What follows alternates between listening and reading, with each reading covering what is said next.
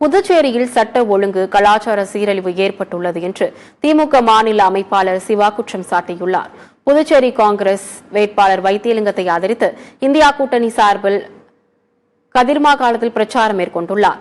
இதில் முன்னாள் முதலமைச்சர் நாராயணசாமி, சட்டமன்ற உறுப்பினர் வைத்தியநாதன் உள்ளிட்ட கூட்டணி கட்சி நிர்வாகிகள் திரளாக கலந்து கொண்டு காங்கிரஸ் வேட்பாளர் வைத்தியலிங்கத்திற்கு வீதி வீதியாக சென்று கைசின்னத்திற்கு வாக்குகளை சேகரித்தனர்.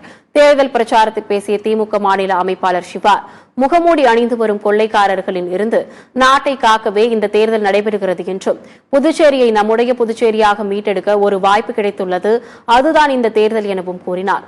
புதுச்சேரியில் சட்ட ஒழுங்கு கலாச்சார சீரழிவு ஏற்பட்டுள்ளது என்றும் சிவா கூறியுள்ளார். இந்த நாட்டை சீர்குலைத்த மிக மோசமான நிலைக்கு சென்று கொண்டிருக்கின்ற இந்த சூழ்நிலையில் இன்று இந்த தேர்தலை நாம் மோடி அவர்களை ஊட்டுக்கு அனுப்புவதற்காக இந்த தேர்தலை கொண்டு வந்திருக்கின்றோம். புதுச்சேரியில் மிகப்பெரிய சட்ட ஒழுங்கு சீர்கேடு ஏற்பட்டிருக்கின்றது.